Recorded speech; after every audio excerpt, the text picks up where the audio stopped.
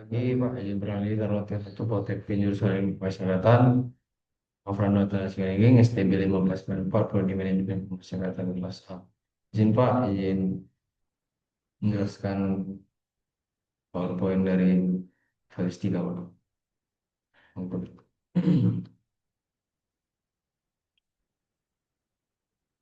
Mulai dari bab 7 itu ada uji validasi dan realitas. Definisi validasi, sini ada data dalam penelitian mempunyai kedudukan yang paling tinggi karena data merupakan penggambaran variabel yang teliti dan berfungsi sebagai alat pembuktian hipotesis. Benar tidaknya data sangat menentukan bermutu tidaknya hasil penelitian. Sementara itu, benar tidaknya data bergantung dari baik tidaknya instrumen pengumpulan data. Instrumen penelitian yang dibuat harus memenuhi syarat validitas dan reliabilitas. Uji validitas instrumen dilakukan terhadap beberapa orang responden, dilakukan terhadap beberapa sampel sebagai uji coba di luar responden yang dijadikan sampel penelitian. Sampel uji coba instrumen idealnya minimal 20 responden. Makin besar sampel uji coba instrumen, maka semakin baik. Selanjutnya itu validitas eksternal dan internal itu, yaitu yang pertama itu validitas eksternal. Validitas eksternal adalah suatu instrumen dikatakan valid secara eksternal jika data yang diperoleh sesuai dengan informasi lain mengenai variabel yang dimaksud.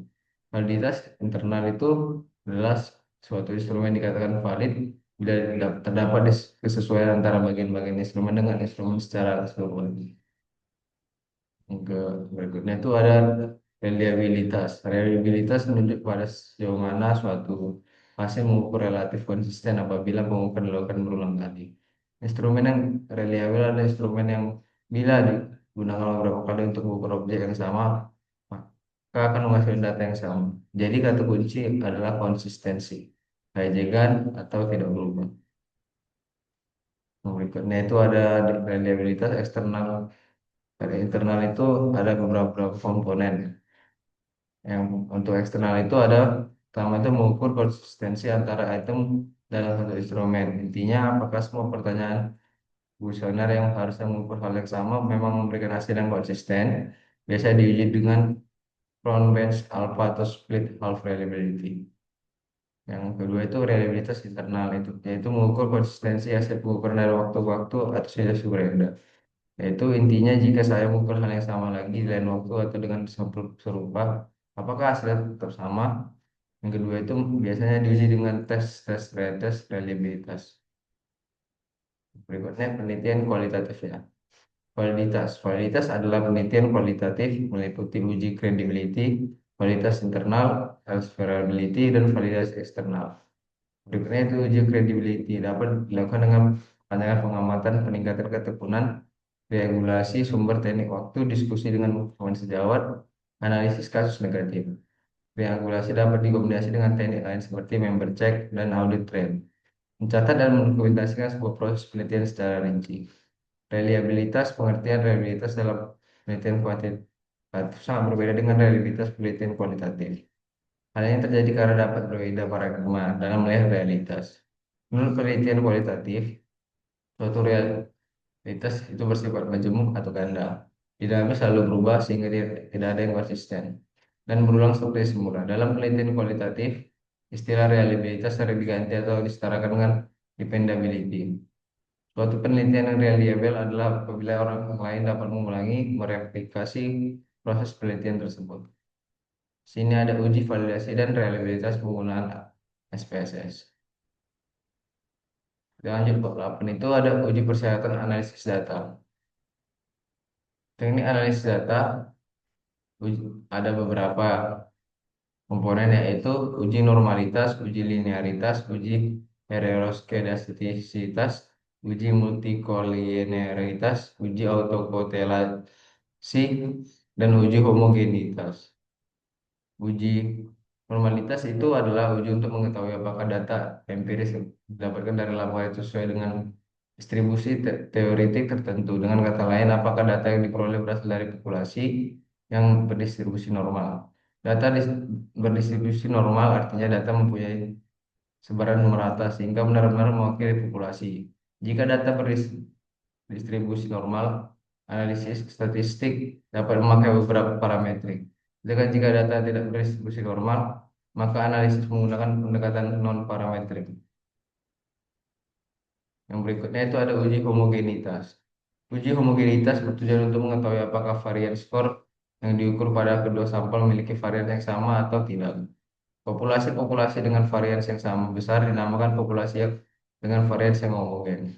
Sedangkan populasi-populasi dengan varians yang tidak sama besar dinamakan populasi dengan varians yang heterogen.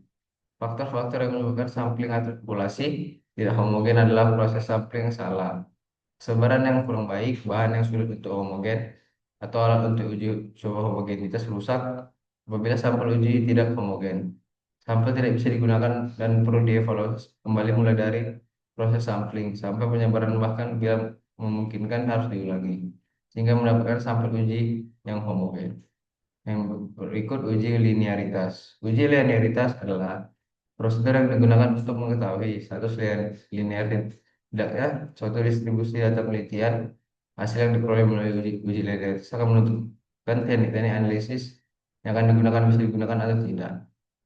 Mengetahui apakah dua variabel mempunyai hubungan yang linear atau tidak secara signifikan, karena data yang baik seharusnya memiliki hubungan yang linear. Pengujian linearitas berfungsi untuk mengetahui apakah ukur linear lurus atau tidak linear tidak lurus.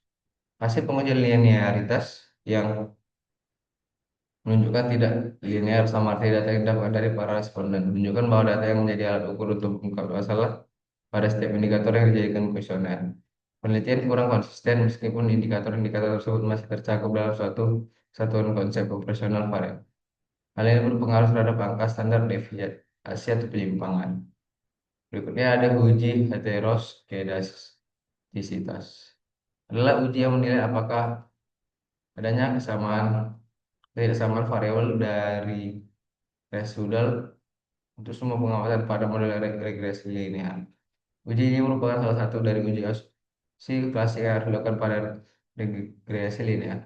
Apabila asumsi heteroskedasitas tidak dipenuhi, model regresi dijadikan tidak valid sebagai alat peramalan. Uji heteroskedastisitas menurut Imam Ghazali merupakan pengujian-pengujian untuk menguji apakah dalam model regresi terjadi ketidaksamaan varians dari residual satu pengamatan dan pengamatan lainnya. Jika varians dari residual satu pengamatan ke pengamatan lain berbeda maka disebut heteroskedastisitas. Uji multikolinearitas. Menurut Imam Ghazali, uji ini bertujuan untuk menguji apakah dalam model regresi ditemukan adanya korelasi antara variabel-variabel bebas. Pada model regresi yang baik seharusnya tidak terjadi korelasi antara variabel bebas dan variabel independen. Jika variabel bebas saling berkorelasi, variabel yang tidak dapat di ortogonal. Variabel ortogonal adalah variabel bebas yang nilai korelasinya antara variabel bebas sama dengan nol.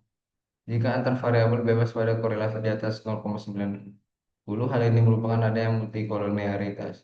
Atau multikolinearitas jika dapat dilihat dari VIE, jika VIF kurang dari 10 maka tingkat.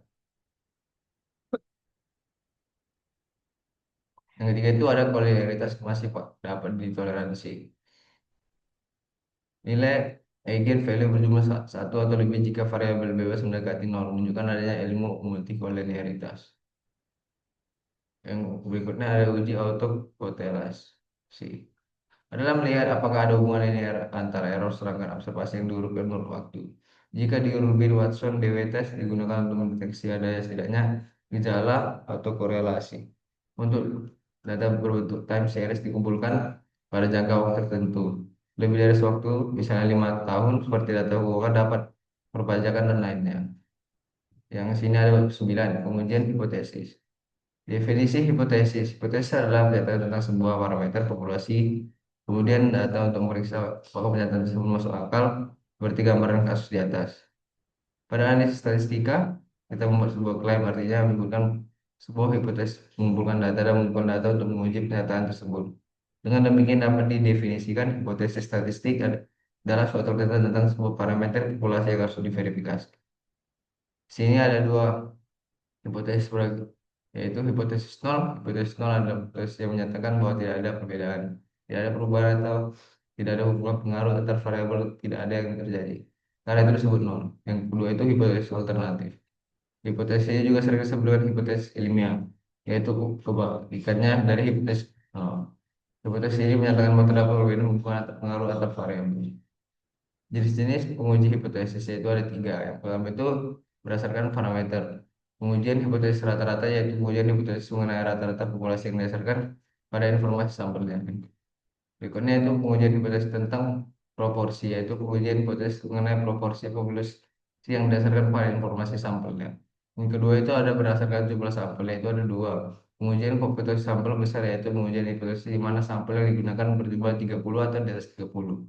Kedua itu pengujian hipotesis sampel lebih kecil yaitu pengujian hipotesis di mana sampel yang digunakan kurang dari 30. Terakhir itu berdasarkan jenis distribusi.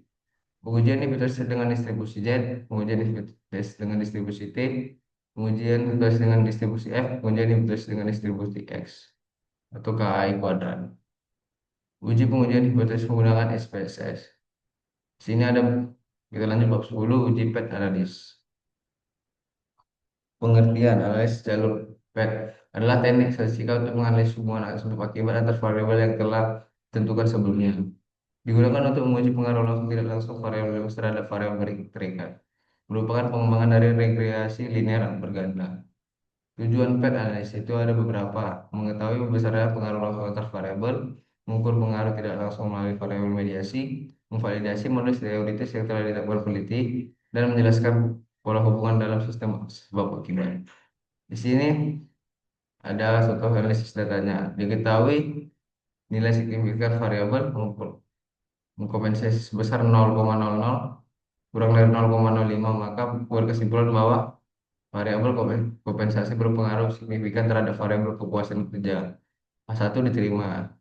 Berikutnya diketahui nilai signifikan variabel lingkungan kerja sebesar 0,00 atau kurang dari 0,5, maka berkesimpulan bahwa variabel lingkungan kerja berpengaruh signifikan terhadap variabel kepuasan kerja atau H2 diterima. Sini ada model summary-nya itu analisis datanya. Diketahui R square sebesar 0,985, maka memiliki arti bahwa sumbangan berpengaruh variabel kompensasi dan lingkungan kerja terhadap variabel kepuasan kerja 98,5%. Sedangkan nilai 1E1 dapat dicari dengan rumus akar 1 kurang 0,985 yaitu akar 0,15. Jadi hasilnya itu 0,122. Berikutnya itu ada analisis data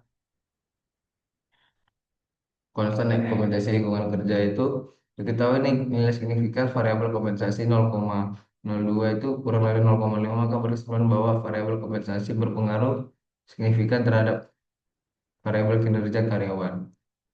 Diketahui nilai signifikan variabel lingkungan kerja sebagai 0,041, 0,005, maka berkesimpulan bahwa variabel lingkungan kerja berpengaruh signifikan terhadap variabel kinerja karyawan. Diketahui nilai signifikan variabel kepuasan kerja sebesar 0,00 atau kurang dari 0,5, maka berkesimpulan bahwa variabel kepuasan kerja berpengaruh signifikan terhadap variabel kinerja karyawan. Yaitu berikutnya ada kompensasi X1 lingkungan kerja ya. Yang kedua itu lingkungan kerja. Sini ada kompensasinya itu terbagi dua yaitu 0,245 dan 0,735. Dan dikompensasikan kepuasan kerjanya itu jadi 0,671. Dan hasilnya itu akhirnya itu 0,063. Uji analisis penggunaan SPSS. Itulah hasil dari presentasi saya. Saya ucapkan terima kasih.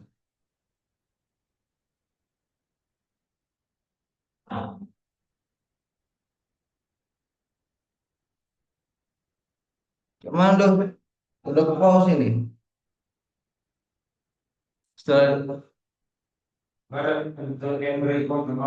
pause atau stop record ya?